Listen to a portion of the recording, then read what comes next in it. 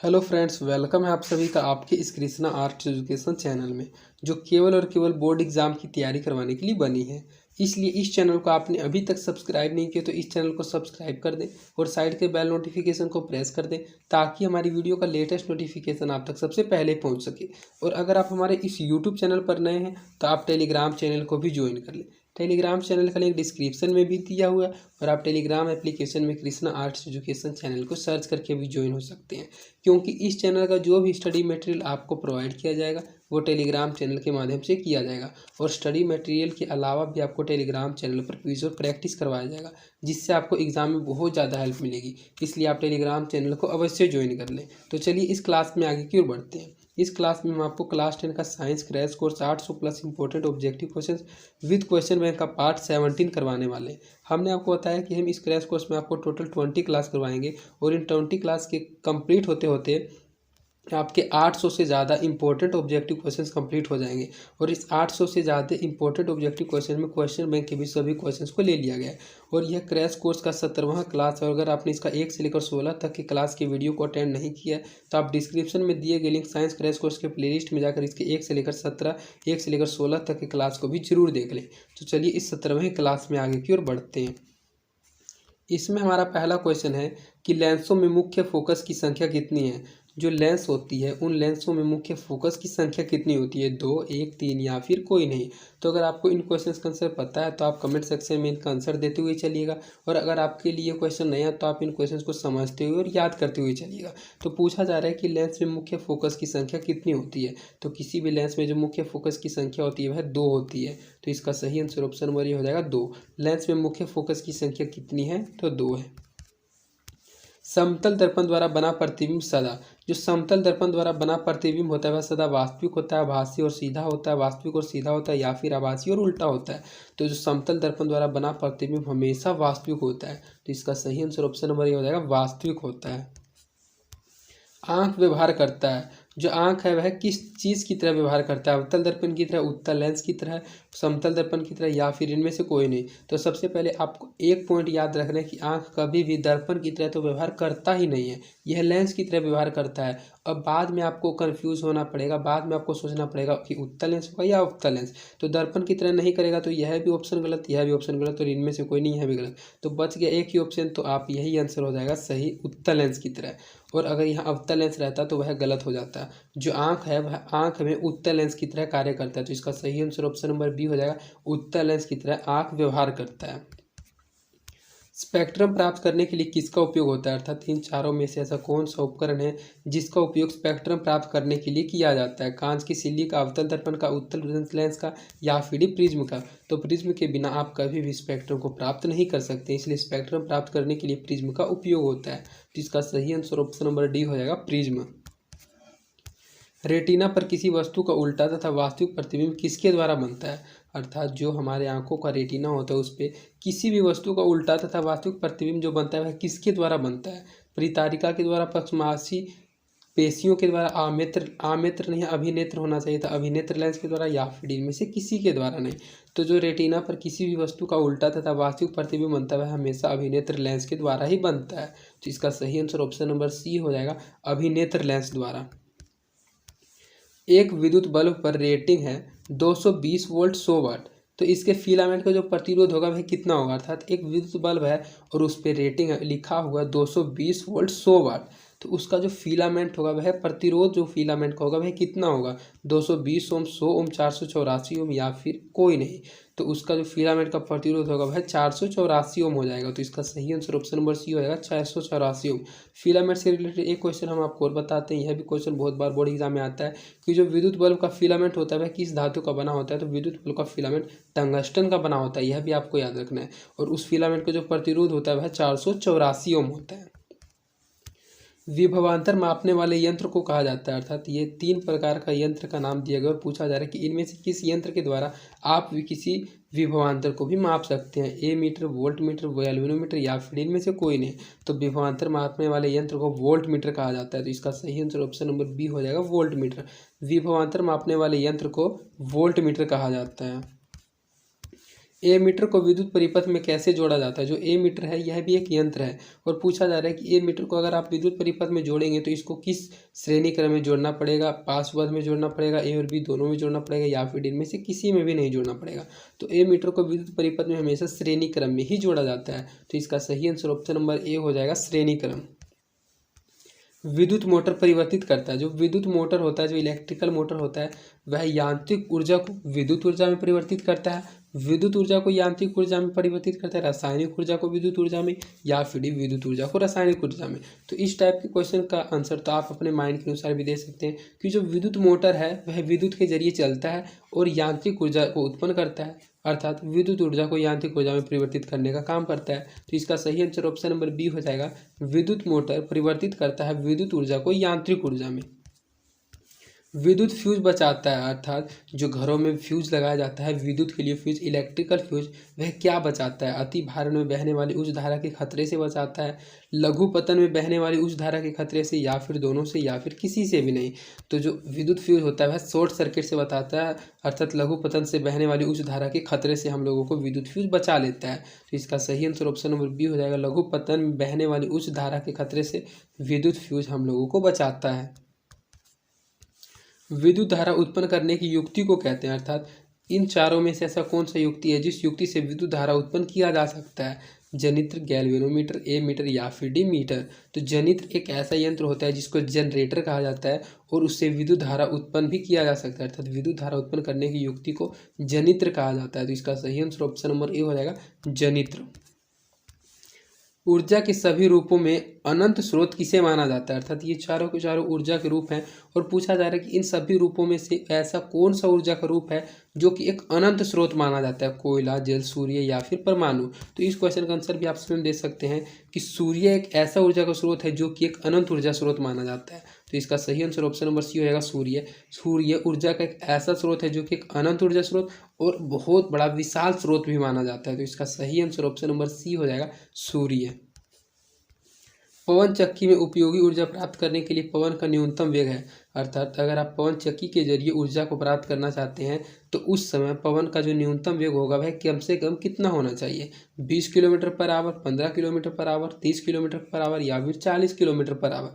तो अगर आप पवन चक्की में ऊर्जा को प्राप्त करना चाहते हैं तो उस ऊर्जा को प्राप्त करने के लिए जो पवन का न्यूनतम वेग होगा वह 15 किलोमीटर पर आवर तो होना ही चाहिए। तो इसका सही आंसर ऑप्शन नंबर बी हो जाएगा, 15 किलोमीटर प्रति घंटा। CaCO3 equal to 7 CaO plus CO2 उपरोक्त अभिक्रिया किस प्रकार की, अर्थात यह अभिक्रिया दिया गया और पूछा जा रहा है कि यह जो अभिक्रिया यह किस प्रकार की अभिक्रिया है। विस्थापन अभिक्रिया, संयोजन अभिक्रिया, अपघटन अभिक्रिया, या फिर द्विविस्थापन अभिक्रिया। तो इसमें जो CO3 है उसमें अपघटित हो रहा है, बाहर निकल रहा है। तो इसका सही आंसर ऑप्शन नंबर सी हो जाएगा, यह एक प्रकार की अपघटन अभिक्रिया है। श्वसन किस प्रकार की अभिक्रिया है, तो श्वसन जो है जो हम लोग सांस लेते हैं यह किस प्रकार की अभिक्रिया होती है। उपचयन अभिक्रिया, संयोजन अभिक्रिया, ऊष्माक्षेपीय अभिक्रिया, या फिर ऊष्माशोषी अभिक्रिया। तो श्वसन जो है यह एक प्रकार की उपचयन अभिक्रिया होती है। तो इसका सही आंसर ऑप्शन नंबर ए हो जाएगा, उपचयन। श्वसन एक उपचयन प्रकार की अभिक्रिया है। लेडेट नाइट्रेट चूर्ण को एक परखनली में लेकर गर्म करने पर भूरे रंग का धुआं उत्सर्जित होता है, अर्थात जो लेड नाइट्रेट का चूर्ण होता है अगर आप उस लेड नाइट्रेट के चूर्ण को एक परखनली में लेकर गर्म करते हैं तो उससे एक भूरे रंग का धुआं निकलता है। तो यह जो धुआं होता है वह ऑक्सीजन गैस का होता है, NO2 का है, N2 का है, या फिर लेड ऑक्साइड का ही है।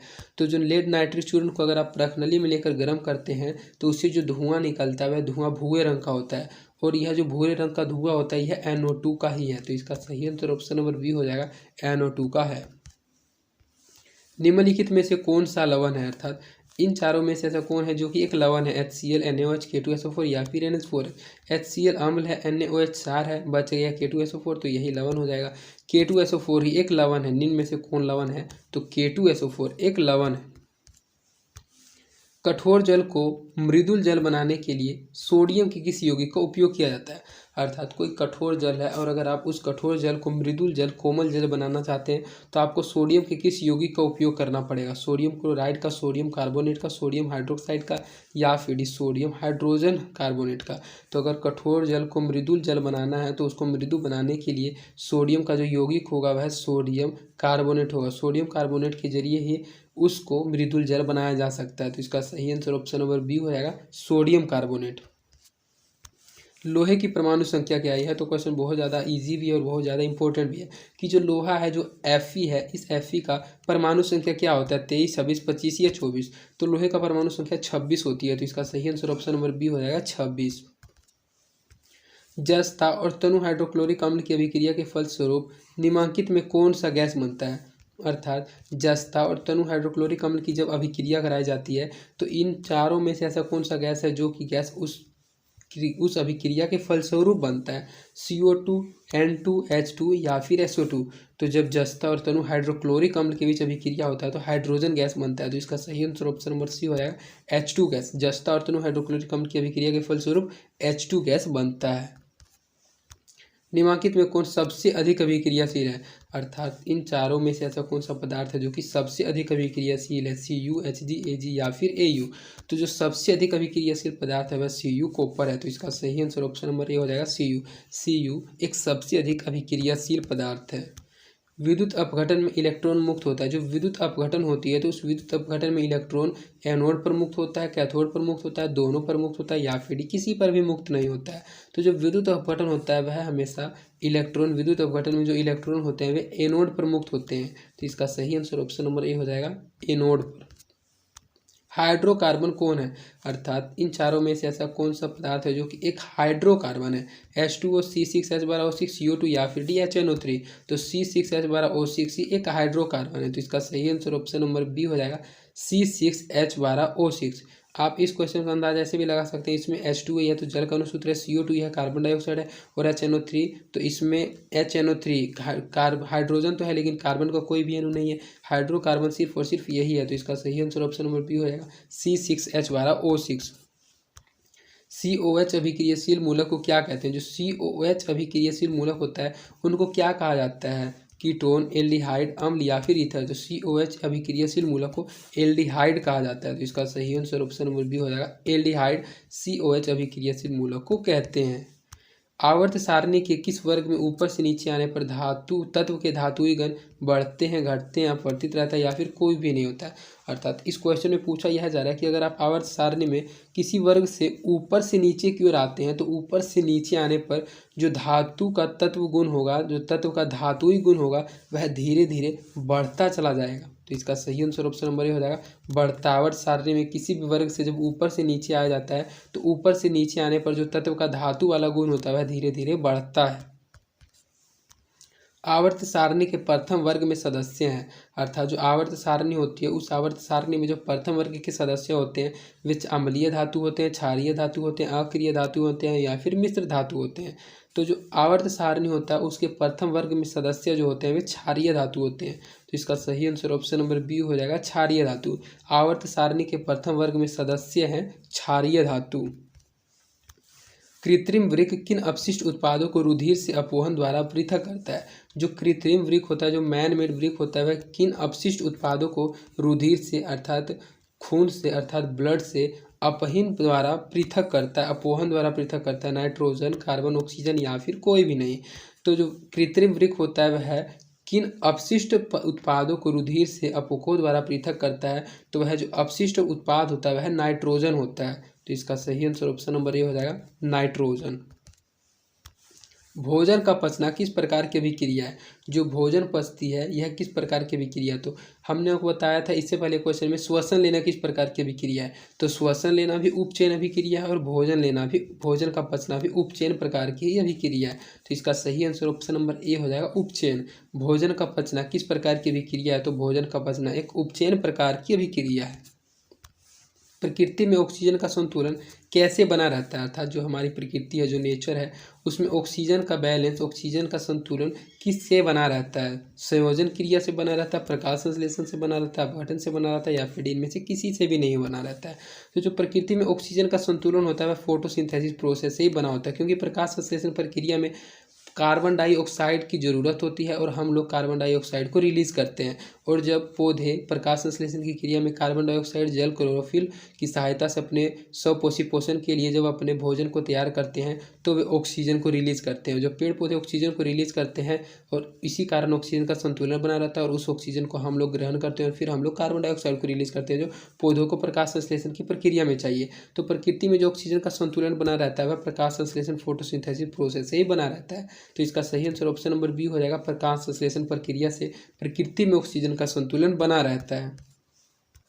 डेंगू उत्पन्न करने वाला मच्छर किस तरह के जल में रहता है, अर्थात वैसा मच्छर जिसके काटने से डेंगू उत्पन्न हो जाता है तो वह जो मच्छर होता है वह किस तरह के जल में पनपता है, किस तरह के जल में रहता है, साफ जल में, गंदा जल में, खारा जल में या फिर मृदुल जल में। तो जो डेंगू उत्पन्न करने वाला मच्छर होता है वह साफ जल में हमेशा उत्पन्न होता है। इस बात को आपको ध्यान रखना। वैसा साफ जल जो कि आपके रेफ्रिजरेटर में पाया जाता है, वैसा साफ जल जो कि आपके कूलर में पाया जाता है, वैसा साफ जल जो कि आपकी छतों पर पाया जाता है और उन्हीं सभी जलों में डेंगू उत्पन्न करने वाला मच्छर पनप जाता है, उत्पन्न हो जाता है। तो इसका सही आंसर ऑप्शन नंबर ए हो जाएगा, साफ जल।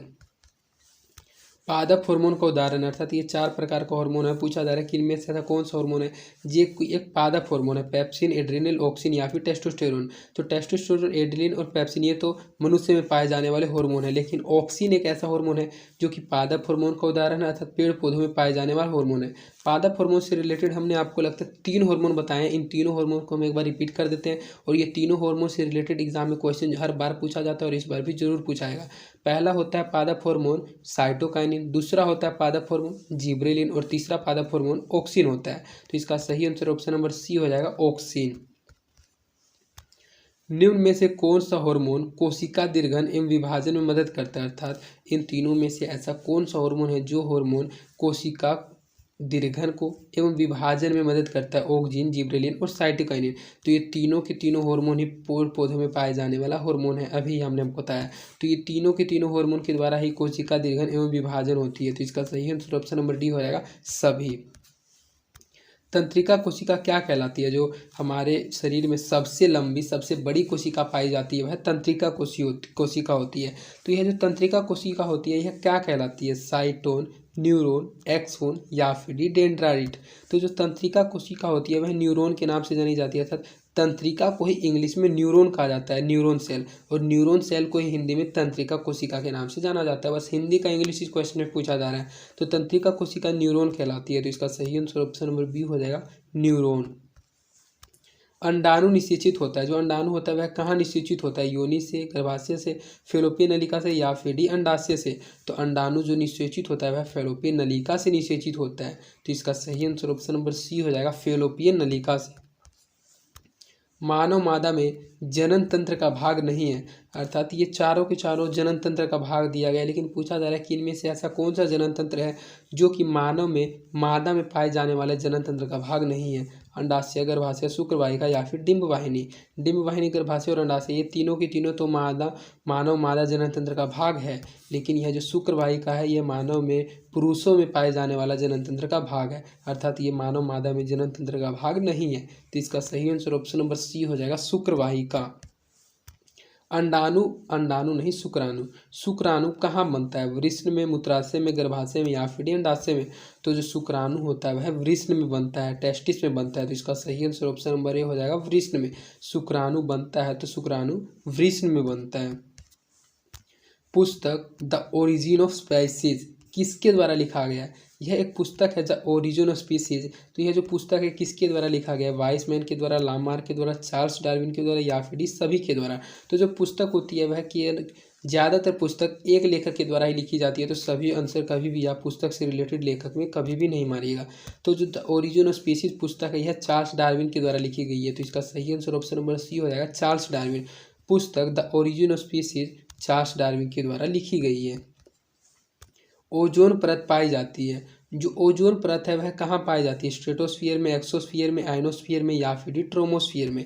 तो जो ओजोन परत होती है स्ट्रेटोस्फीयर में पाई जाती है। तो इसका सही आंसर ऑप्शन नंबर ए हो जाएगा, स्ट्रेटोस्फीयर में ओजोन परत पाई जाती है।